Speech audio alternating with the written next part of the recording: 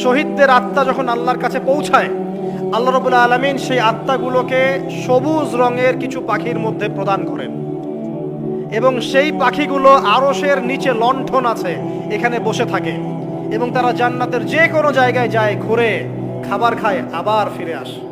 আল্লাহ পাক তাদেরকে বলেন যে তোমরা কি চাও, তোমরা কি চাও?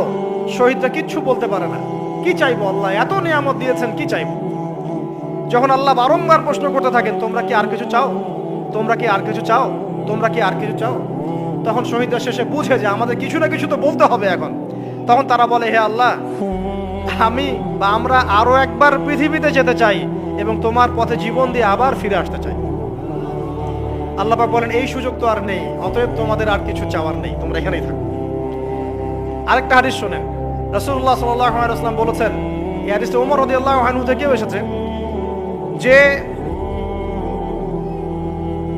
তোমরা যদি, হে মানব জাতি বা হে মুসলিমরা, তোমরা যদি আল্লাহর প্রতি তাওয়াক্কুল করার মতোই তাওয়াক্কুল করতে, ভরসা করার মতোই ভরসা করতে, আল্লাহ পাক তোমাদেরকে পাখিদেরকে যেমন করে রিজিক দেন তোমাদেরকে ঠিক সেইভাবে রিজিক দিতেন। তোমরা কি লক্ষ্য করো না যে পাখিরা খালি পেটে বের হয়ে যায় বাসা থেকে সকালবেলা এবং সন্ধ্যাবেলা ভরা পেটে বাসায় ঢোকে? আপনাকে যে তিনটা হাদিস শোনালাম, এই তিনটা হাদিসে একটা শব্দ হচ্ছে কমন। শব্দটা কি বলেন? পাখি। পাখি কি? পাখি। আল্লাহ রাব্বুল আলামিন পাখিদের কাছ থেকে আমাদেরকে শিখতে বলছেন এবং বলছেন যে পাখিদের মনটা হয় খুব নরম, খুব সফট এবং তারা আল্লাহর প্রতি তাওয়াক্কুল করে পূর্ণ মাত্রায়। তারা সকালবেলা ভোরবেলা বের হয়ে যায় এবং সন্ধ্যাবেলা বাসায় ফেরে, খালি পেটে বের হয়, ভরা পেটে বাসায় ফেরে। এবং আল্লাহ পাক সবচেয়ে সম্মানিত মৌত যেটা শহীদের মৌত, সেই শহীদদের আত্মাকে আল্লাহ পাক পাখির রূপ দিবেন। তাহলে পাখিটার বিষয়ে একটা ফোকাস করা দরকার আছে না? আচ্ছা, এখানে আসেন। পাখির মন হচ্ছে নরম, মানে পাখির মনটা তাসকিয়া, আত্মশুদ্ধিতে পরিপূর্ণ। কদ আফলাহা মান যাক্কাহা, সে ব্যক্তি সফল হলো যার হৃদয়টা পবিত্র, নিষ্পাপ, নিষ্কলুষিত হলো, সে ব্যক্তি সফল হবে ইনশাআল্লাহ। একটা কাজ এখানে খেয়াল করেন, পাখিরা সকালবেলা ভোরবেলা বের হয় আর সন্ধ্যাবেলা বাসায় ফেরে। এখনকার মুসলিমদেরকে দেখবেন দুপুরবেলা ওঠে, রাত 3টায় ঘুমায়। কথা কি বুঝেন নাই? পাখির একদম ভোরবেলা উঠে যখন ফজরের আজান দিচ্ছে ঠিক তার আগ মুহূর্তে পাখির কিচিরমিচির শুনছেন, তার মানে নামাজের ওয়াক্ত প্রায় চলে যাচ্ছে। তার মানে তার আল্লাহ পাকের হুকুমের সাথেই জেগে ওঠে, সূর্য ডুবে তারা ডুবে যায়। ঠিক এরকম সুন্নত ছিল নবী সাল্লাল্লাহু আলাইহি ওয়াসাল্লামের এবং সাহাবায়ে কেরামের। আজকে 1400 বছর পর মুসলিম জাতি এই সুন্নাহ ভুলে গেছে। আর আমাদের সুন্নত দেখবেন, যদি কোনো রকম উঠেও ফেলি ফজরে, আবার 12টা পর্যন্ত ঘুম, আরো বেশি। আর এই যুব সমাজ যারা আছো তোমরা, কেউই 3টা-4টার আগে ঘুমায় বলে আমার মনে হয় না। অলওয়েজ অনলাইনে পড়ে আছে, টিকটক নিয়ে, ফেসবুক নিয়ে, গার্লফ্রেন্ডের সাথে চ্যাটিং। পাখির মতো হতে পারলে পরে মনটা তো নরম হবে, তারপরে না তাসকিয়া অর্জন হবে। পাখির রুটিনটা কি? ভোরবেলা বের হয় আর সন্ধ্যাবেলা বাসায় ঢোকে। অতএব আমরা যদি রাসূলুল্লাহ সাল্লাল্লাহু আলাইহি ওয়াসাল্লামের সুন্নাহ মতো ওই ভোরবেলা উঠতে পারি আর আর্লি নাইট ঘুমিয়ে যেতে পারি এবং সারাদিন যদি রাসূলের সুন্নাহগুলোর উপর আমল করতে পারি, তাসকিয়া অর্জন হবে ইনশাআল্লাহ। কথা বুঝতে পারছেন? 2, পাখির মতো নরম মন লাগবে। এখনকার আমরা যারা বেঁচে আছি আমাদের মনগুলো কঠিন। কেমন কঠিন? পাথরের মতো কঠিন। আমরা যখন দেখি একটা মাইয়েতকে নিয়ে যাওয়া হচ্ছে জানাজায়, আমাদের কোনো ফিলিংস কাজ করে না। জানাজা যাচ্ছে, জানাজায় দাঁড়িয়ে মোবাইলটা টিপাটিপি করছে। জানাজার সাথে চলছে, কোনো ফিকির নাই যে এই জানাজা আমার হবে কালকে, ওই মোবাইল টিপাটিপি করছে। আমি এমনও দেখেছি, দাফন করা হলো মাইয়াতকে, দাফন করার পরে চারপাশে মানুষজন জড়ো হয়ে গল্প করছে, ভাই আপনার ওই জমিটার কি খবর, আপনার ওইটার কি খবর, বিজনেস কেমন চলছে, চাকরির কি অবস্থা। এই যে মাইয়াতকে পাশে দাফন করলো, কোনো ফিলিংস নাই, কোনো ফিলিংস নাই। আমি আত্মশুদ্ধির কথা বলছি। আত্মশুদ্ধির জন্য আপনার মনটাকে পাখির মতো সফট, নরম করতে হবে। যখন আপনি সফট, নরম করবেন এবং আত্মশুদ্ধি অর্জন করবেন, তখন 2 ডানা মেলে আপনি আকাশে উঠতে পারবেন ইনশাআল্লাহ। আত্মশুদ্ধি অর্জন না করতে পারলে ডানা কেটে পড়ে যাবে, তখন আর আকাশে উঠতে পারবেন না। কোন আকাশে? ওই যে শহীদের রূহ যে আকাশে চলে গেছে, ওই আকাশ। অতএব মন কেন কঠিন হলো প্রিয় ভাই? 1 নাম্বার কারণ, আমরা শিরকের পাপে লিপ্ত আছি। 1 নাম্বার, শিরকের পাপে লিপ্ত থাকা অবস্থায় মুসলিমদের মনটা কঠিন হয়ে গেছে। আপনি কি মনে করছেন আমরা শিরক করি না? মুসলিমরাও কবর পূজা করে, দেখবেন মুসলিমরাও দেখবেন অনেক ক্ষেত্রে মাজার পূজা করছে। আমি বলিনি যে অলিয়া উলিয়ার মাজার জিয়ারত করা যাবে না, আমি কথা বলছি না, কিন্তু আপনি মৃত মানুষের কাছে আপনার ভালো মন্দ চাইতে পারেন না। কথা বুঝতে পারেন না? আমরা অবশ্যই অলিয়া উলিয়াদের কবর জিয়ারত করব, এটা আপনাকে মৃত্যুর কথা স্মরণ করাবে, তাদের একটা রব আছে যেটাকে আমরা প্রভাব বলি, এটা আপনার মধ্যে আসবে। আমরা অবশ্যই জিয়ারত করব, জিয়ারত করতে বলেছেন নবী সাল্লাল্লাহু আলাইহি ওয়াসাল্লাম, কারণ এটা আপনাকে পরকালের কথা কি করবে, স্মরণ করাবে। ওমরা করতে যান, আল্লাহ পাক সবাইকে তৌফিক দান করুন ওমরা হজ করার এবং বড় হজ করার, আমি দোয়া করি। ওখানে সবচেয়ে সেরা যে দৃশ্যগুলো দেখা যায় তার মধ্যে একটা রাসূলুল্লাহ সাল্লাল্লাহু আলাইহি ওয়াসাল্লামের রওজা। ওখানে গেলে চোখের পানি ঝরে না এমন কোনো মুসলিম নাই, আছে? নাই। আরেকটা সবচেয়ে মন নরম করা একটা দৃশ্য হচ্ছে জান্নাতুল বাকি, যেটা আমরা বাকিউল গারকাত বলি, যেখানে আপনি দেখবেন সাহাবায়ে কেরাম রাদিয়াল্লাহু আনহুমের কবর, যতদূর চোখ যায় তাদের কবর, কবরের কোনো মাজার নাই, সেখানে কোনো তাওয়াফ হচ্ছে না কবরকে কেন্দ্র করে, সেখানে কবরে কেউ ফুল চড়াচ্ছে না, একটা ছোট্ট পাথর দেখা যায়, খেলার কিছু না। পৃথিবীর সবচেয়ে শ্রেষ্ঠ মানুষগুলো সেখানে শুয়ে আছেন, ওখানে গিয়ে দাঁড়াবেন, দেখবেন নিজেকে তুচ্ছ বলে মনে হবে, আমি এই পৃথিবীতে আর কি করছি, সেরা মানুষগুলি মাটির নিচে, আমি এখানে কি করছি। তো দেখুন প্রিয় ভাইরা, অবশ্যই ওলিয়া উলিয়াদের কবর জিয়ারত করবেন, কিন্তু মৃত ব্যক্তি আপনার কল্যাণ করতে পারবে, অকল্যাণ করতে পারবে? হ্যাঁ, তারা আল্লাহর কাছে সুপারিশ করতে পারবে আল্লাহ পাক যখন তাদেরকে অনুমতি দিবেন। তারপরে আল্লাহ পাক যখন অনুমতি দিবেন তখন নবী সাল্লাল্লাহু আলাইহি ওয়াসাল্লাম সুপারিশ করবেন, ওলিয়া উলিয়াগণ করবেন, আলেম ওলামা করবেন, শহীদগণ করবেন, হাফেজে কোরআন করবেন, অনেকেই করবেন ইনশাআল্লাহ। আল্লাহ পাক আমাদের তাকদীরে এইসব সুপারিশ নসিব করুন, বলি না আমি। মুসলিমরা আজকে শিরিক করছে অনেক ক্ষেত্রেই, দেখবেন হাতে একটা এই যে বালা পরে আছে, খুলে না। কেন খোলেন না ভাই? বলে যে এটা খুললে যদি রোগ হয়, রোগ দেওয়ার মালিক কে? ওই বালা না আল্লাহ? এই যে আপনার বিশ্বাস জন্মে নিয়েছে, এই যে বিশ্বাসটা জন্মিয়েছে আপনার হাতের উপরে, এই বালার উপরে, এটাই শিরক, এটাই শিরক। যদি আপনি বিশ্বাস করেন যে এটা হাতে থাকলে আপনি সুস্থ থাকবেন, হাত থেকে খুলে পড়ে গেলে আপনি আর বাঁচবেন না, এই যে কল্যাণ অকল্যাণের মালিক আপনি কাকে করলেন? ওই বালাকে করেছেন, আল্লাহকে করেন না, এখানে শিরক হয়ে গেছে, খুবই সূক্ষ্ম শিরক। আপনি নামাজ পড়ছেন মনে করেন, এখন কিছু মানুষ আসলো, এখন দেখছেন যে হুজুর তো আমার নামাজ দেখছে, নামাজটা খুব সুন্দর করে পড়ার চেষ্টা করলেন, লম্বা নামাজ, সেজদা গিয়ে আর উঠছেন না, খুব সুন্দর নামাজ পড়ছেন। এই যে মানুষকে দেখানোর জন্য নামাজটা পড়ছেন, এটা শিরক। এটা কি? এটাও শিরক। এই যে গণক বসে আছে রাস্তার পাশে, দেখবেন টিয়া পাখি নিয়ে, তারপরে যে কাগজ নিয়ে, আসেন ভাই ভাগ্য পরীক্ষা করে দেই। আরে ভাই, তুমি যদি মানুষের ভাগ্যই পরীক্ষা করতে পারবা, তো তুমি রাস্তার পাশে কেন? তোমার ভাগ্য কেউ পরীক্ষা করেনি কখনো? এতটুকু কমন সেন্স আমাদের নাই। ও যদি আমার ভালো মন্দ করতে পারে বা ভবিষ্যৎ বলতে পারে, তাহলে ও রাস্তার পাশে বসে আছে কিছু? ওর তো প্রাইম মিনিস্টার হওয়ার কথা, এখন ওর তো ইলেকশন করার কথা। তো দেখেন, এই যে ওখানে গিয়ে আমরা কি করি, ভাই আমার হাতটা দেখে দেন, ভাই আমার অতীত বলে দেন, ভবিষ্যৎ বলে দেন, এবং এগুলো দিন দিন বাড়ছে। কিন্তু এই রাশিফল, কবিরাজি, গণকি, এগুলো দিন দিন বাড়ছে। এবং আমি লক্ষ্য করছি দিন দিন আরেকটা জিনিসও বাড়ছে, সেটা হলো জাদুবিদ্যার চর্চা করা, এবং গ্রামে গঞ্জে কুফুরি বাড়ছে না? কুফুরি করা, তাবিজ করা, বিচ্ছেদ করা, স্বামী স্ত্রীর বিচ্ছেদ করা, মেয়েকে বশ করা, সন্তানকে বশ করা বাড়ছে না? সবই শিরক, এগুলো সবই কুফুরি। এগুলো মুসলিমরা করছে না? মুসলিমরা এসব শিরকে লিপ্ত আছে বলেই তো অন্তর কঠিন হয়ে গেছে, ফাকাসাত কুলুবুহুম, তাদের অন্তর কঠিন হয়ে গেছে। তো একটা হাদিস বলে এখানে খালি, নবী সাল্লাল্লাহু আলাইহি ওয়াসাল্লাম বলছেন, যদি কেউ কোনো গণকের কাছে যায়, গিয়ে বলে দেখেন তো আমার হাতটা একটু, ও কিন্তু বিশ্বাস করে না যে এ ভবিষ্যৎ বলতে পারে, খালি এমনি বলেছে একটু দেখেন তো, বলার সাথে সাথেই 40 দিনের নামাজ কবুল হবে না। আর যদি তার বলা কথায় বিশ্বাস করে যে হ্যাঁ তোমার ভবিষ্যৎ খুব ভালো, তুমি চাকরি পাবা, এটা করবা, সেটা করবা, এবং সে বিশ্বাস করলো হ্যাঁ এটাই হবে, তখন নবী সাল্লাল্লাহু আলাইহি ওয়াসাল্লাম বলছেন সে যেন আল্লাহর পক্ষ থেকে যা নাজিল হয়েছে, মানে এই যে কোরআনুল কারীম, এই কোরআনকে যেন সে অস্বীকার করলো, মানে কুফরি করলো। এগুলো আমরা করছি না ভাই? অনেক কিছু করছি আমরা। স্তম্ভের পূজা করছি, অনেক মুসলিম আগুনের পূজা করছে, আগুন জ্বালিয়েছেন মাথা নত করছেন। কেন? আগুনের সামনে আপনি মাথা নত করবেন কেন? আপনি একটা স্তম্ভের সামনে, গাছের কাছে, গাছের সামনে দাঁড়িয়ে মাথা নত করে ধ্যান করবেন কেন? আপনি মেডিটেশন করছেন কি জন্য? আপনাকে নামাজ দেওয়া হয় নাই? 5 ওয়াক্ত নামাজ দেওয়া হয় নাই? নামাজের চেয়ে বড় মেডিটেশন কিছু আছে নাকি? আপনি ধ্যান করছেন কি জন্য? অনেক মুসলিম তো জিনেরও উপাসনা করছে, জানেন? অনেক মুসলিম জিনকে তাবে করার চেষ্টা করছে। আর জিন বলে একটা জাতি আছে, এটা সত্য। এরকম প্রতিটা ক্ষেত্রে শিরক আছে। শিরক কথায় আছে, কাজে আছে, বিশ্বাসে আছে। দেখবেন মুসলিমরাই আল্লাহ ছাড়া অন্য কারো কাছে দোয়া করছে, মুসলিমরা নজর মানত করছে অন্য জায়গায়, আল্লাহর জন্য নজর মানত করছে না, অন্য কাউকে সন্তুষ্ট করার জন্য করছে। সন্তান হয় না, সন্তান হয় না, এখন কি হবে?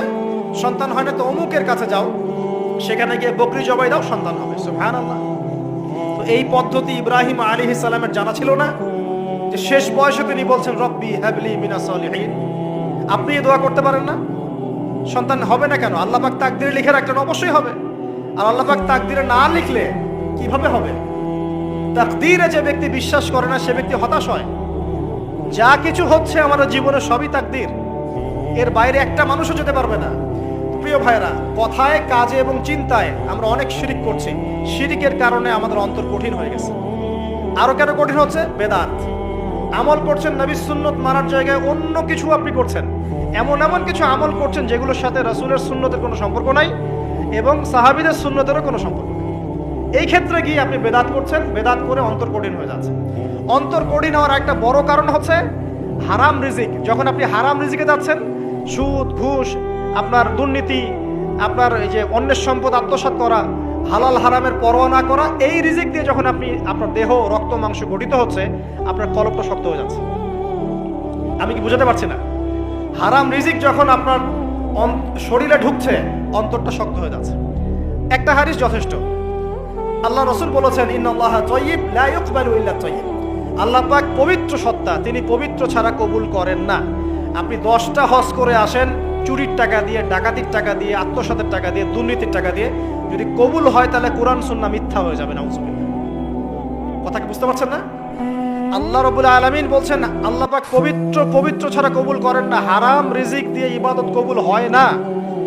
আমরা ওই যে রংপুর অঞ্চল, একবার ওই যে হারাগাছ একটা অঞ্চল আছে না, সেখানে গিয়েছিলাম। সেখানে মাশাআল্লাহ আবার বিড়ির অনেক ফ্যাক্টরি আছে। কিসের?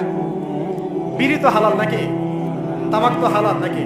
তো সেখানে বিড়ি ফ্যাক্টরি অনেক মালিক আছে এবং তারা মসজিদ কমিটির অনেক দায়িত্বপ্রাপ্ত আর কি। মুসলিমদের গায়রত্ব এখন নাই, মুসলিমরা এদেরকে আবার মসজিদ কমিটির সদস্যও বানিয়েছে। তো এখন মসজিদ কমিটিতে এসে তার প্রভাবে আর ইমাম সাহেব টিকতে পারে না। দুইজন বলে নামাজের পর হাত তুলে দোয়া করতে হবে, দুইজন বলে করা যাবে না। ঠিক আছে? এই নিয়ে ক্যাচাল। এই ক্যাচাল হতে হতে দেখা গেল এক পর্যায়ে মারামারি পর্যন্ত হয়েছে। মসজিদ ভাগত হয়েছে, মারামারিও হয়েছে। তো সেখানে আমাকে দাওয়াত করেছিল যে ওয়াজ করার জন্য। তো দোয়া করার কথা বলছে। তাই আমি বললাম যে দোয়া করে লাভ কি? দোয়া করলেই বাকি, না করলেই বাকি, রিজিকটাই তো হারাম। আপনি তো তামাকের টাকা খাচ্ছেন, তামাক। আপনি মাদকের টাকা খাচ্ছেন, এটা কি হালাল না হারাম? তো হারাম টাকা দিয়ে হাত তুলে দোয়া করলেই কি, না করলেই কি? দোয়া তো উঠছে না উপরে। আগে হারাম রিজিক ছাড়েন, তারপর দোয়া করুন। তো রিজিক হারাম হওয়ার কারণে আমাদের কি হচ্ছে? অন্তরটা কি হচ্ছে ভাই? কঠিন হচ্ছে। ওই পাখির মতো আর মুক্ত আকাশে উঠতে পারবেন না। তারপরে সামনে যান, আরো কেন কঠিন হয়? বস্তুবাদিতা, দুনিয়া। সারাদিন দুনিয়ার ফিকির, দুনিয়ার চিন্তা। খাবো কি, পরবো কি, ব্যাংক ব্যালেন্স, টাকা পয়সা, স্ট্যাটাস, সারাটা দিন দুনিয়ার দুনিয়া। ঘুম থেকে ওঠা থেকে নিয়ে শুরু করে ঘুমানো পর্যন্ত খালি দুনিয়া। যারা দুনিয়ার নেশায় মত্ত হয়ে আছে, এদের অন্তরটা কঠিন হয়ে যায়। এই অন্তরটা পাখির মতো হতে পারবে না। ঠিক আছে কথা? যারা দুনিয়ার নেশায় মত্ত হয়ে আছেন, এই অন্তরটা কঠিন হয়ে যাবে, পাখির মতো হতে পারবে না। তারপর কি? আরো সামনে যান। দিনই জ্ঞান চর্চা না করা অন্তর কঠিন হওয়ার কারণ। আর কি কারণ? পাপ করা, পাপ। যত বেশি আপনি পাপ করবেন, যত বেশি পর্ন দেখবেন, যত বেশি মাদক খাবেন, যত বেশি জুয়া খেলবেন, যত বেশি অহেতুক সময় নষ্ট করবেন, যত বেশি আপনি অন্যের ক্ষতি করবেন, ঠিক আছে, নিরপরাধ মানুষের উপর নির্যাতন করবেন, যত বেশি আপনি পাপ করবেন, পাপ। এই পাপ করতে করতে করতে মানুষের অন্তর কঠিন হয়ে যায়। ইবনুল কাইয়্যিম রাহিমাহুল্লাহ বলেছেন যে পাপ করতে থাকলে মানুষের অন্তর কঠিন হয়ে যেতে থাকে এবং ইস্তেগফার আর জিকির করলে গিয়ে মানুষের অন্তর আবার নরম হতে থাকে। পাপের উপর পাপ করতে থাকলে মানুষের অন্তর কঠিন হতে থাকে। এই বিষয়ে রাসূলুল্লাহ সাল্লাল্লাহু আলাইহি ওয়াসাল্লাম বলেছেন, যখন মানুষ একটা পাপ করে কলবের মধ্যে একটা কালো দাগ পড়ে যায়, যখন আরো একটা পাপ করে আরেকটা কালো দাগ পড়ে যায়। এভাবে যখন পাপ করতেই থাকে তখন পুরো কলবটাই কালিমা পূর্ণ হয়ে যায়। এই অবস্থায় যদি সে তওবা করে আল্লাহ পাক মাফ করে দিবেন। যদি এই অবস্থায় তার মৃত্যু হয়ে যায়, তার আত্মাটা থেকে দুর্গন্ধ বের হতে থাকে, যে আত্মাটা কবজ করতে পর্যন্ত মালাকুল মউত মানে ঘৃণা পোষণ করে। কথা কি বুঝতে পারছেন?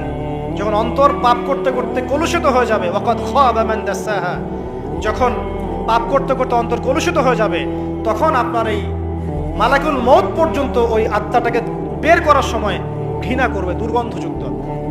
আল্লাহ পাক আমাদেরকে পাপ থেকে বাঁচিয়ে রাখুন। আমি এরকম কিছু কাজ আছে, বস্তুবাদিতা, শিরক, বেদাত, হারাম রিজিক, সারাদিন দুনিয়ার ফিকির নিয়ে থাকা, ঠিক আছে, অন্যের ক্ষতি করা, পাপ কন্টিনিউয়াসলি করতে থাকা এবং দিন ছেড়ে দেওয়া, দিনের এলেম ছেড়ে দেওয়া, আল্লাহ পাকের আনুগত্য ছেড়ে দেওয়া, এই কাজগুলো করতে থাকলে মানুষের অন্তর কি হয়? কঠিন হয়ে যায়। এখন সলিউশন কি বলেন? 5 মিনিটে আমি সলিউশন বলছি, কেমন করে আপনি এটাকে নরম করবেন আর পরিশুদ্ধতা অর্জন করবেন এবং ওই পাখির মতো মুক্ত আকাশে উড়বেন। কিভাবে বলবো? 1 নাম্বার, অবশ্যই শিরক ত্যাগ করতে হবে। কি করতে হবে? শিরক ত্যাগ করতে হবে। আল্লাহ পাকের তাওহীদের উপর থাকতে হবে। আল্লাহ পাক তৌফিক দান করুন। লং কিছু বলার সময় নাই আমার হাতে, একটা বই বলছি, কিতাবুত তাওহীদ। কি নাম? কিতাবুত তাওহীদ। এই বইটা অনেক ভার্সন বাজারে বের হয়েছে, কিনে দেখবেন শিরক কত প্রকার, কি কি, তাওহীদ কাকে বলে, কত প্রকার, কি কি। যেটা বুঝবেন না মাদ্রাসা চলে যাবেন, আলেম ওলামার কাছে গিয়ে জিজ্ঞাসা করবেন, হুজুর এটা বুঝি নাই। ঠিক আছে? 1 নাম্বার, শিরক ত্যাগ করতে হবে। 2 নাম্বার, আপনাকে তাওহীদে থাকতে হবে। এটা এক, অন্তর নরম করার কথা বলছি। 2 নাম্বার, সুন্নতের উপর আমল করতে হবে। ওই যে পাখির কথা বললাম, যে সকালবেলা বের হয় আর সন্ধ্যাবেলা কি করে? বাসায় ফেরে। খালি পেটে বের হয়, ভরা পেটে বাসায় ফেরে। তার মানে আমাদেরকেও সকাল সন্ধ্যাটা কাটাতে হবে নবী সাল্লাল্লাহু আলাইহি ওয়াসাল্লামের সুন্নত অনুযায়ী। যখন তিনি ঘুমাতেন তখন ঘুমাবেন, যখন উঠতেন তখন উঠবেন, বাকি কাজ যেমন করে করতেন তেমন করে করবেন, তখন অন্তর ইনশাআল্লাহ নরম হয়ে যাবে। ঠিক আছে ভাই? 2। 3 নাম্বার, 5 ওয়াক্ত নামাজ জামাতে। নামাজ আপনাকে যে কোনো পাপ থেকে বাঁচাবে ইনশাআল্লাহ। ভাই জেনা করছেন, নামাজ পড়েন। আপনি হারাম অ্যাফেয়ার্সে আছেন, হতাশ হয়েন না, নামাজ পড়েন। গুনাহ ছাড়তে পারছেন না, নামাজ পড়েন। সুদ খাচ্ছেন, নামাজ পড়েন। বেপরদা চলছেন, তাও নামাজ পড়েন। আপনি অন্যের হক নষ্ট করেছেন, তাও নামাজ পড়েন। যে পাপই করেছেন, নামাজটা পড়েন। নামাজ আপনাকে সমস্ত পাপ থেকে বাঁচিয়ে রাখবে ইনশাআল্লাহ। আস্তে আস্তে ইনশাআল্লাহ দেখবেন সব পাপ থেকে আপনি দূরে চলে আসছেন ইনশাআল্লাহ তাআলা। 3 নাম্বার নামাজ। 4 নাম্বার, বেশি থেকে বেশি, ভাই শোনেন, বেশি থেকে বেশি পরকালের ফিকির করবেন। খালি পরকালের চিন্তা করবেন যে আমাকে মৃত্যুবরণ করতে হবে, কবরে যেতে হবে, পুলসিরাত পার হতে হবে, আল্লাহর সামনে দাঁড়াতে হবে। যত বেশি আপনি আল্লাহর ফিকির করবেন, পরকালের ফিকির করবেন, আপনার মনটা নরম হয়ে যাবে ইনশাআল্লাহ, মনটা শক্ত হবে না। 5 নাম্বার, মানুষের সাথে খুব বেশি মেলামেশা করবেন না। মানুষের সাথে খুব বেশি মেলামেশা করলে ইবনুল কাইয়িম রাহিমাহুল্লাহ বলেছেন অন্তর কঠিন হয়ে যায়। কারণ মানুষ আপনাকে গীবত করাবে, হ্যাঁ, মানুষ খারাপ কাজে নিয়ে যাবে, বেফাস কথাবার্তা বলবেন, হয়তো বেফাস কাজ করবেন, ফুজুল কি বাদ করবেন, এগুলো করতে গিয়ে আপনি দেখবেন অন্তর কঠিন হয়ে গেছে। এত বেশি মানুষের সাথে মেলামেশার দরকার নাই, প্রয়োজন যতটুকু অতটুকু করবেন। ঠিক আছে? আল্লাহ পাক তৌফিক দান করুন, আমিন। কয়টা বললাম? 5। 6, আমার সবচেয়ে প্রিয় নসিহত, প্রত্যেক দিন মিনিমাম 1 ঘন্টা করে কোরআন তেলাওয়াত করবেন বুঝে। আমি বলিনি না বুঝে করলে কোনো নেকি হবে না, প্রত্যেক হরফে 10 নেকি হবেই হবে, কিন্তু আপনি করবেন বুঝে ইনশাআল্লাহ।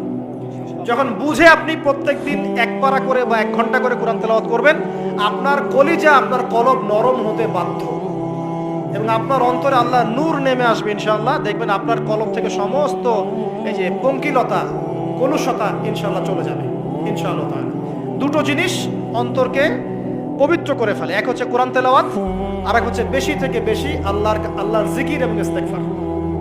তো কোরআন তেলাওয়াত বাড়িয়ে দেন। আল্লাহ পাক সবাইকে কোরআন তেলাওয়াত করার তৌফিক দান করুন, আমিন। যারা শেখেন নাই আজকে ওয়াদা করেন যে কোরআন আপনারা বিশুদ্ধ করে পড়া শিখবেন, ওয়াদা করেন। আগামী রমজান আসার আগেই 1 খতম দেওয়া চাই, পারবেন? এবং কোরআনের চর্চা বাড়িয়ে দিবেন। প্রত্যেক দিন কিছু করেন না করেন কোরআন তেলাওয়াত করতে হবে, ঠিক আছে? আল্লাহ পাক তৌফিক এনায়েত করুন, আমিন। আর বুঝে পড়ার চেষ্টা করবেন। একটা সহজ তাফসীর বলে দিই, মারিফুল কোরআন বাসায় আছে না? মারিফুল কোরআন, তাফসীর ইবনে কাসির বাসায় নাই, জালালাইন বাসায় নাই, কিনেন। সারাদিন তো অনেক টাকা পয়সা খরচ করছেন, 3টা তাফসীর কিনেন, জালালাইন কিনেন, মারিফুল কোরআন কিনেন, ইবনে কাসির কিনেন, বাসায় গিয়ে পড়া শুরু করেন। পারবেন না? যে আয়াতটা বুঝবেন না ওলামায়ে কেরামের কাছে যাবেন, গিয়ে বলবেন হুজুর এটা বুঝি নাই, বুঝাই দেন। নিজে নিজে ব্যাখ্যা করতে যাবেন না। ব্যাখ্যা করলে দেখবেন একটা পণ্ডিত বেরোছে, কিছু পণ্ডিত কোরআন পড়ে বলে কোরআনই মানি, হাদিস মানি না। এরকম পণ্ডিত দেখেন নাই? কোরআনই মানি, হাদিস আর মানি না। কারণ আল্লাহ নাকি, নাউজুবিল্লাহ, কোরআনে নাকি আল্লাহ পাক হাদিস মানতে বলে নাই, ও নাকি পায় নাই। এই জন্য দেখলাম সুবহানাল্লাহ, নামাজ পড়তেছে, কোরআন থেকে নামাজ পড়তেছে, হাদিসের কোনো হেদায়েত নিবে না। মানে কিরকম যে হাত আবার ঠিকই বাঁধতেছে, হাত বাঁধতেছে, রুকু করতেছে, সেজদা করতেছে, এগুলো আবার কোথায় পাইলো আল্লাহ ভালো জানেন। হাত এভাবে বাঁধতেছে, এভাবে হাতটা বাঁধা কোরআনে কোথায় আছে আমি পাইলাম না কোথাও। ঠিক আছে, হাদিস ছাড়া কি এগুলো আসবে? হাত বাঁধবো, সেজদায় গিয়ে সুবহান রাব্বিয়াল আ'লা বলছে না, বলছে আসলামতু লিরাব্বিল আলামিন। এটা কোরআন থেকে বলছে। অথচ নবী সাল্লাল্লাহু আলাইহি ওয়াসাল্লাম হাদিস থেকে বলছেন সুবহান রাব্বিয়াল আ'লা, সুবহুন কুদ্দুসুন রাব্বুল মালাইকাতি ওয়ার রূহ, সুবহানাকা আল্লাহুম্মা রাব্বানা ওয়া বিহামদিকা আল্লাহুম্মা ইগফির। এগুলো নাই, ও বলছে আসলামতু লিরাব্বিল আলামিন। মানে কোরআন মানি, হাদিস মানি না। এত বেশি পণ্ডিত হওয়ার দরকার নাই, এরা হচ্ছে ইচড়া পাকা টাইপের পণ্ডিত। ওমর রাদিয়াল্লাহু আনহুর যুগে বেঁচে থাকলে এদেরকে পিটাই সোজা করে ফেলাইতে হবে। ফাইজলামি শুরু করছে, কোরআন মানি, হাদিস মানি না। আল্লাহ পাক কোরআনে বলছেন ওয়ামা আতাকুমুর রাসূলু ফাখুযু, রাসূল যা দিয়েছেন তা গ্রহণ করো। ওয়ামা নাহাকুম আনহু ফান্তাহু, রাসূল যা নিষেধ করছেন দূরে থাকো। রাসূল যা দেন সেটা হাদিস না, রাসূল যা দেন সেটা সুন্নাহ না। সুন্নাহ তো সে মানেই না, আলটিমেটলি সে কোরআনই মানে না। তো আসল কথা হচ্ছে এইসব ফিতনা থেকে বেঁচে থাকবেন। কোরআন তেলাওয়াত বাড়িয়ে দেন। কয়টা বলছি? 5টা 6টা। 7 নাম্বার, বেশি থেকে বেশি ইস্তেগফার সারাদিন পড়বেন। আস্তাগফিরুল্লাহ ওয়া আতুবু ইলাইহি, আস্তাগফিরুল্লাহ ওয়া আতুবু ইলাইহি, আস্তাগফিরুল্লাহাল্লাযী লা ইলাহা ইল্লা হুয়াল হাইয়ুল কাইয়ুম ওয়া আতুবু ইলাইহি। প্রত্যেকদিন পড়তে হবে 100 বার করে। কতবার করে? 100 বার। 8 নাম্বার, বেশি বেশি আল্লাহর জিকির, চলতে ফিরতে জিকির। সুবহানাল্লাহ, আলহামদুলিল্লাহ, লা ইলাহা ইল্লাল্লাহ, আল্লাহু আকবার, লা হাওলা ওয়ালা কুওয়াতা ইল্লা বিল্লাহ। বলবেন হাসবুনাল্লাহু ওয়া নি'মাল ওয়াকিল। ঠিক আছে, সুবহানাকা আল্লাহুম্মা রাব্বানা ওয়া বিহামদিকা আল্লাহুম্মা ইগফিরলি, সুবহানাল্লাহি ওয়া বিহামদিহি আদাদা খালকিহি ওয়া রিদা নাফসিহি ওয়া জিনাতা আরশিহি ওয়া মিদাদা কালিমাতিহি। যত জিকির আছে সব করবেন, জিকির বাড়াবেন। যত জিকির বাড়াবেন অন্তর পরিশুদ্ধ হবে ইনশাআল্লাহু আযজা ওয়া জাল। কয়টা বলছে? 8। আর 2টা বলি। 9, অন্যের হক নষ্ট করবেন না। অন্যের হক নষ্ট করলেই মন কঠিন হয়ে যাবে। অন্যের হক নষ্ট করবেন না, বরং মানবতার কল্যাণে কাজ করেন। যে কাজগুলো মানব সেবামূলক সেগুলো করেন। রক্তদান কর্মসূচি করেন, গাছ লাগান, এতিমের মাথায় হাত বোলান, বিধবার খোঁজ খবর নেন। ঠিক আছে, মেয়েদের সেলাই মেশিন কিনে দেন, মানুষের উপকারে কাজ করেন। দেখবেন আপনার মনটা নরম হয়ে যাবে। যার মন নরম এবং যার মনের মধ্যে সততা আছে, আল্লাহ পাক ইনশাআল্লাহ সেখানে অবশ্যই হেদায়েত ঢালবে ইনশাআল্লাহ। আর 10 নম্বর সবচেয়ে শেষ হচ্ছে যে কবর জিয়ারত করবেন বেশি বেশি করে, এবং নিজের মৌতের কথা স্মরণ করে আল্লাহর কাছে বেশি বেশি দোয়া করবেন। কি দোয়া করবেন? ইয়া মুকাল্লিবাল কুলুব সাব্বিত কলবি আলা দীনিক, ইয়া মুসাররিফাল কুলুব সররিফ কুলুবানা আলা তাআতিক। এই দোয়াগুলো করবেন ইনশাআল্লাহ। এবং কবর জিয়ারত করবেন সপ্তাহে সপ্তাহে, পারলে 2 দিন 3 দিন পর পর কবরস্থানে যাবেন। ইনশাআল্লাহ দেখবেন আপনার মন নরম হবে ইনশাআল্লাহ আযজা ওয়া জাল। এখনকার এই সভ্যতা এসে কবরস্থানকে সমাজ থেকে দূরে সরিয়ে দিয়েছে। অথচ আগে মুসলিমদের কবরস্থান ছিল মসজিদের পাশে। 5 ওয়াক্ত নামাজ পড়তো, কবর জিয়ারত করে বাসায় যেত। 5 ওয়াক্ত নামাজ পড়তে আসতো, কবরকে দেখতো, পরকালের কথা স্মরণ হতো। এখন কবরস্থান ওই যে দূরে, সারা জীবনে একবার যায় কিনা সন্দেহ আছে। এই 10টা কাজ যদি আপনারা করতে পারেন ইনশাআল্লাহ তাআলা, আমাদের কলবটা ইনশাআল্লাহ নরম হবে, আত্মশুদ্ধি অর্জিত হবে। আর এগুলোর পাশাপাশি অবশ্যই আল্লাহওয়ালা, আত্মশুদ্ধিওয়ালা মানুষের সোহবতে গিয়ে থাকবে। আল্লাহওয়ালা, আত্মশুদ্ধিওয়ালা মানুষের সোহবতে গিয়ে থাকলে তাদেরকে দেখেই দেখবেন মনটা নরম হয়ে যাবে ইনশাআল্লাহ। আল্লাহ পাক সূরা শামসের মধ্যে বলছেন কদ আফলাহা, সে ব্যক্তি সফল হয়ে গেল। সে ব্যক্তি সফল হয়ে গেল মানে সে জান্নাতে চলে যাবে ইনশাআল্লাহ। কে? মান যাক্কাহা, যে ব্যক্তি তার নফসটাকে, তার এই যে কলব, এটাকে পরিশুদ্ধ করতে পেরেছে, সে ব্যক্তি সফল হয়ে গেল। ওয়াকাদ খাবা মান দাসাহা, আর যে ব্যক্তি তার নফসটাকে পরিশুদ্ধ করতে পারলো না, সে ব্যক্তি ধ্বংস হয়ে গেল। নফস কিভাবে পরিশুদ্ধ হবে, এটা আমাদের আজকের আলোচনার টপিক। তার আগে আমরা বলি 5 ওয়াক্ত নামাজ ছাড়া নফস কখনো পরিশুদ্ধ হবে না। আজকে আমরা অনেক যদি আলোচনা করি, বাসায় কিছু নিয়ে যেতে না পারি, তাহলে আলোচনার কোনো লাভ নাই, কোনো ফায়দা নাই। মানুষকে দেখানো, তাকবীর দেয়া, এই যে আমাকে প্রোটোকল দিয়ে নিয়ে আসলেন, ঠিক আছে, ভালোবাসা ভালোবাসার জায়গায়, কিন্তু দিন শেষে যদি আমরা আল্লাহর সামনে আত্মসমর্পণ করতে ব্যর্থ হই, তাহলে এই মাহফিলগুলোর বরকত নষ্ট হয়ে যাবে। আমরা কি চাই যে মাহফিলের বরকত নষ্ট হয়ে যায়? আসরের জামাত আমরা আদায় করেছি, এই জামাত আমাদেরকে শৃঙ্খলা শিখিয়েছে, শেখায় নাই? একজন ইমাম লিড দিলেন নামাজে, আপনারা তাকে ফলো করলেন, তাই নয় কি? এটাই তো হচ্ছে মুসলিম উম্মার বৈশিষ্ট্য। মুসলিম উম্মা হবে শৃঙ্খলাবদ্ধ জাতি, যাদের প্রতিটা কাজ হবে সুশৃঙ্খল। আর আমাদের কাজগুলো কি এখন সুশৃঙ্খল? আমরা কিন্তু উশৃঙ্খল জীবন যাপন করি।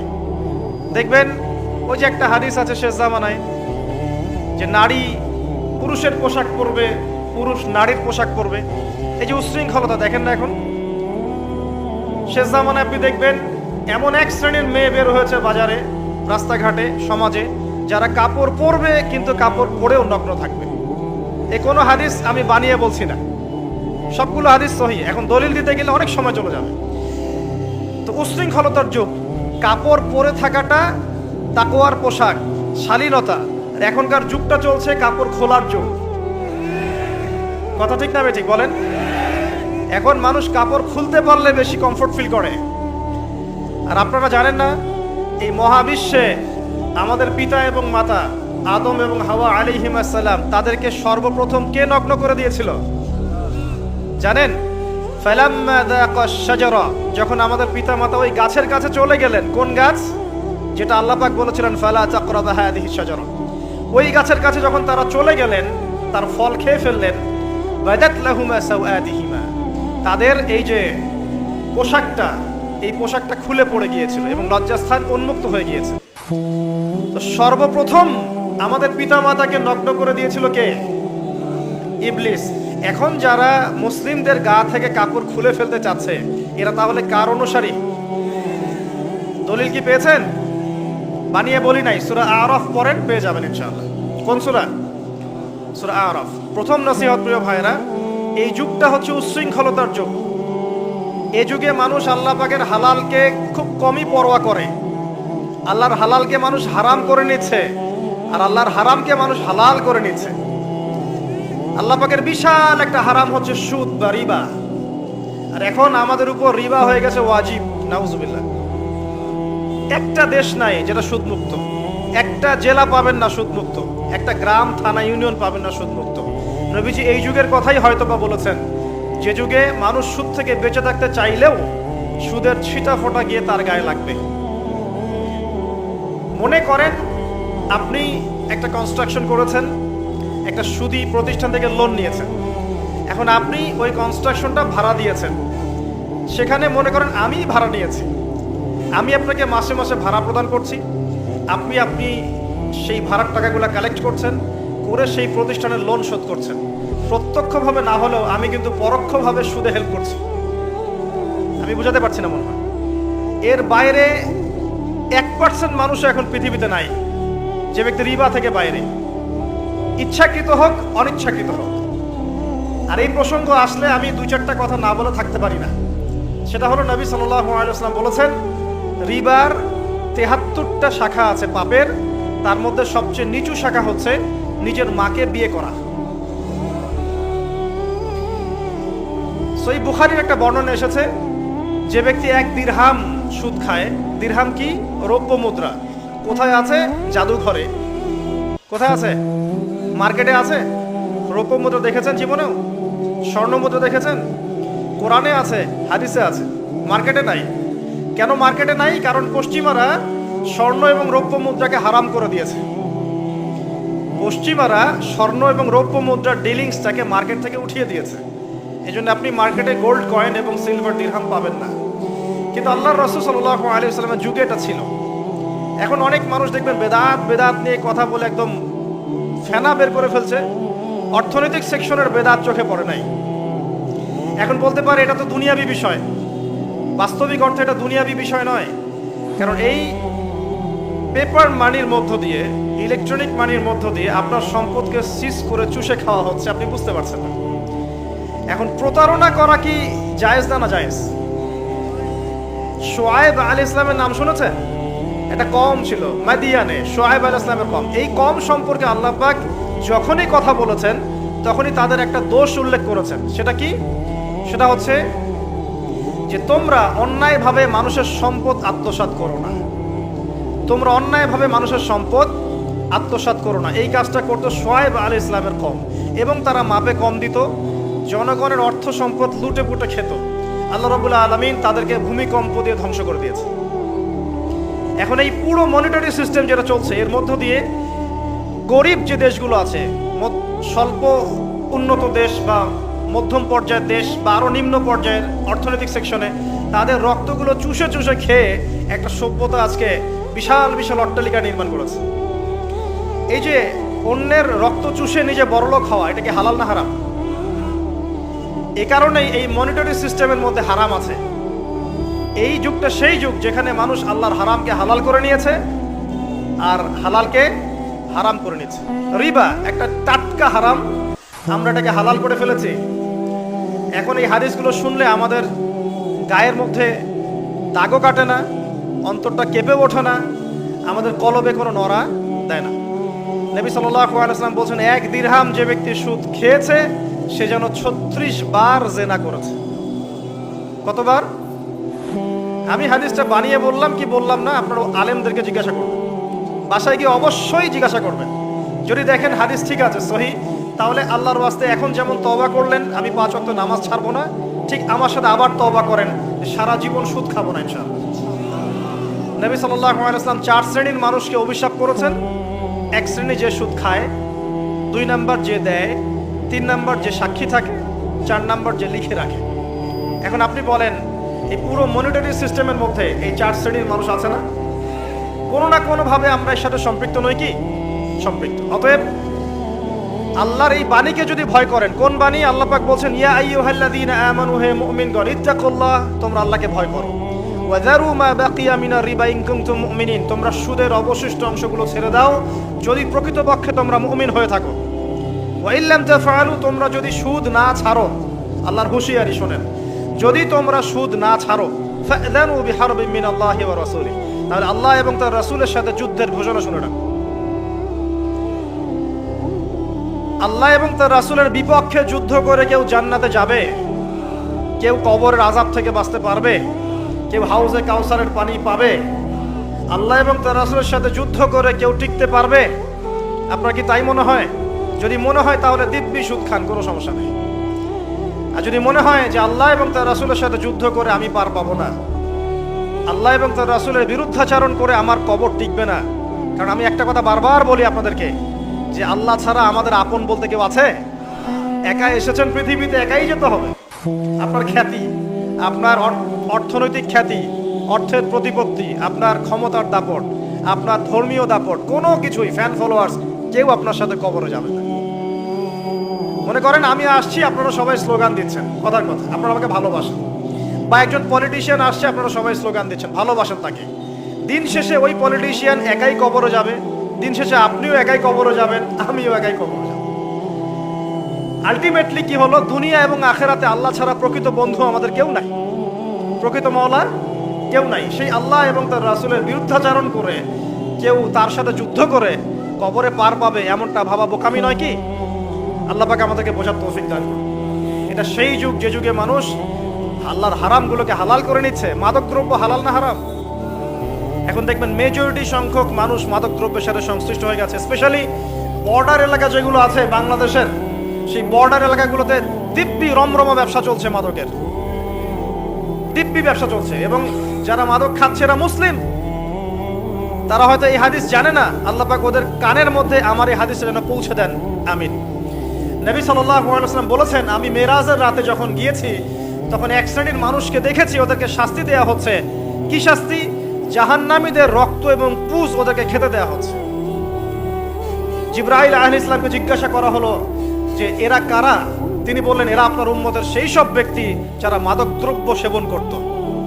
আল্লাহ রাব্বুল আলামিন তার হাবিবের মাধ্যমে জানিয়েছেন, যখন কোনো মুসলিম মাদক সেবন করে বা কোনো ব্যক্তি মাদক সেবন করে, তখন 40 দিন তার নামাজ কবুল হয় না। এরপর যদি সে তওবা করে তাহলে আল্লাহ পাক তার তওবা কবুল করবেন ইনশাআল্লাহ। যদি সে আবারও মাদক খায় তওবা করার পর, আবার 40 দিন তার নামাজ কবুল হবে না। যদি সে আবার তওবা করে, আল্লাহ পাক আবার তাকে মাফ করে দিবেন। যদি সে আবারও মাদক খায়, আবার 40 দিন তার নামাজ কবুল হবে না। তারপর যদি আবার তওবা করে, আবার আল্লাহ তাকে মাফ করে দিবেন। এরপরেও যদি সে আবার মাদকদ্রব্য সেবন করে, নবী সাল্লাল্লাহু আলাইহি ওয়াসাল্লাম বলছেন তাকে আল্লাহ রাব্বুল আলামিন পরকালে মৃত্যুর পরে তিনাতুল খাবাল পান করাবেন। তিনাতুল খাবাল। জিজ্ঞাসা করা হল, ইয়া রাসূলুল্লাহ, তিনাতুল খাবাল কি জিনিস? নবী সাল্লাল্লাহু আলাইহি ওয়াসাল্লাম উত্তর দিচ্ছেন, এটা হচ্ছে জাহান্নামীদের রক্ত, মাংস, এগুলো পুড়ে পচে যে রসটা বের হবে, এটা হচ্ছে তিনাতুল খাবাল। এই যে দুনিয়াতে যারা ওয়াইন খাচ্ছে, শ্যাম্পেইন, ওয়াইন, বিয়ার, তারপরে যে কি ভোদকা, হ্যাঁ, গাঁজা, হেরোইন, ফেন্সিডিল, ইয়াবা, একটা বিষয় শোনেন, কি কারণে আপনি সেখানে যাচ্ছেন?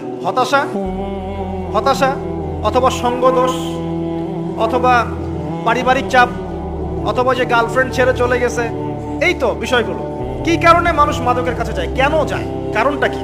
আমরা যখন ফিলোসফি পড়তাম তখন একটা তত্ত্ব পড়ানো হয়েছে আমাদেরকে।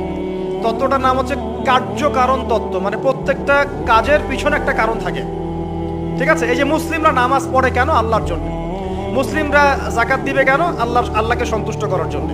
মুসলিমরা প্রতিটা কাজ কেন করে? পরকালের স্বার্থে। পরকালের স্বার্থ নাই, আমি নাই। যে কাজে পরকালের স্বার্থ নাই সে কাজে মুসলিমরা নাই। তাই প্রতিটা কাজের পিছনে একটা কারণ থাকে। দেখবেন কেন সে সুদ খাচ্ছে? তার পরিবারের স্বার্থে। কেন সে ঘুষ নিল? তার ছেলে মেয়ের উন্নয়নের জন্য। কেন সে দুর্নীতি করছে? বিকজ সম্পত্তি অর্জন করে সে তার ভবিষ্যৎ প্রজন্মকে সিকিউর করতে চায়। কেন সে মাদক খেলো? ওই যে গার্লফ্রেন্ড ছেড়ে চলে গেছে তাই। কেন মাদক খেলো? ওই যে এক বন্ধু মাদক খায়, সে ডাকছে, আয় একটা টান দে, সঙ্গদোষ। কেন সে মাদক খেলো? পরিবারের চাপ, হতাশা। কেন মাদক খাচ্ছে? চাকরি পায় না, বেকার, মাদক খাচ্ছে। মানে মেন্টাল চাপগুলো নিতে পারছে না, সে মাদক খাচ্ছে। সবচেয়ে বেশি মানসিক চাপ কাদের উপর আসে জানেন? 1 নম্বর নবীগণের উপরে, 2 নম্বর আল্লাহর সৎ বান্দাদের উপরে, তারপর যার ঈমান যত উঁচু তার উপর মানসিক চাপ তত বেশি আসে। এখন যদি মানসিক চাপের সলিউশন মাদকই হবে, তাহলে তো আমাদেরই মাদক খাওয়া দরকার ছিল, নাউজুবিল্লাহ। কারণ আমরা যে পরিমাণ মানসিক চাপ ফেস করি তা চিন্তাই করতে পারবেন না। যে যত বড় দায়িত্বশীল, যারা পলিটিশিয়ান, ওদেরকে জিজ্ঞাসা করবে তারা কি পরিমাণ মানসিক চাপ নিয়ে করে। আপনার কাছে মনে হচ্ছে যে একটা ক্ষমতা পেয়েছেন খুব, মানে উনি অনেক বড় ক্ষমতাধর, উনি অনেক ভালো আছেন, উনি মোটেই ভালো নাই। ওনাকে জিজ্ঞাসা করেন, উনি মোটেই ভালো নাই। এই মানুষের যে পেরেশানি, যে চাপ, এগুলো নিতে নিতে তার স্ট্রোক হয়ে যাচ্ছে, হার্ট স্ট্রোক হচ্ছে, ডায়াবেটিস হচ্ছে, হাই ব্লাড প্রেশার, ইসিজি করো, দেখবেন। এ কারণে মানসিক চাপটা রিলিজ করতে হবে, তাই তো? এই মানসিক চাপ রিলিজ করতে গেলে মাদকই সলিউশন নয়। সলিউশনটা কি? এই যে আমার হাতে এখানে আছে একটা কোরআন। মানসিক চাপ থেকে আপনাকে মুক্তি দিবে আল কোরআনুল কারীম, আর কিচ্ছু না। আরেকটা বিষয় কোরআনের সাথে, সেটা হলো প্রথমে বলেছি 5 ওয়াক্ত নামাজ। আপনি ওযু করে সুন্দর করে 5 ওয়াক্ত নামাজ জামাতে পড়বেন, ডেইলি 1 ঘন্টা করে কোরআন তেলাওয়াত করবেন, সময় পেলে একটু হাদিস পড়বেন, 2-4 টাকা দান সদকা করবেন, ভালো কাজের সাথে থাকবেন, অন্যায় কাজে যাবেন না, ইসলামকে এগিয়ে নেওয়ার জন্য আমর বিল মারুফ নাহি আনিল মুনকারের কাজ করবেন। আপনার চেয়ে সুখী কোনো মানুষ পৃথিবীতে নাই। যারাই ধর্মকে বুকে আগলে রেখে পালন করতে চায়, হোক সে সনাতন ধর্ম বা আমাদের হিন্দু ভাইরা বা খ্রিস্টানিজম বা বুদ্ধিজম, হ্যাঁ, বা মুসলিম আমরা যারা আছি, যারা ধর্মতাত্ত্বিক চিন্তা করে এবং প্রত্যেকেই যদি যার যার ধর্ম ঠিকঠাক মতো পালন করে, সমাজে কিন্তু ফিতনা থাকার কথা নয়। কারণ প্রত্যেকটা ধর্মের মধ্যেই ভালো কাজের কথাই কিন্তু বলা হচ্ছে। তো যারা ধার্মিক, এদের বিরুদ্ধে তারা লেগে পড়ে এবং তারা চায় সারা বিশ্বের মধ্যে ফাসাদ সৃষ্টি করতে। কাদের খাসলত সারা বিশ্বে ফাসাদ সৃষ্টি করা? বলতে পারবেন? আপনাকে আমি দেখাচ্ছি, সূরা কাহাফ খুলে দেখেন। যুলকারনাইন একজন বাদশা, তিনি মাশরিক মাগরিব সব জয় করেছেন, মানে পূর্ব পশ্চিম পুরোটাই তার রাজত্ব। এত দাপট ছিল সেই বাদশার যে যেদিক দিয়ে যাবে সেনাবাহিনী নিয়ে সেদিকটাই জয় করে ফেলবে, সুবহানাল্লাহ। এবং তিনি উদ্ধত অহংকারী ছিলেন না, তিনি আল্লাহর অনুগত।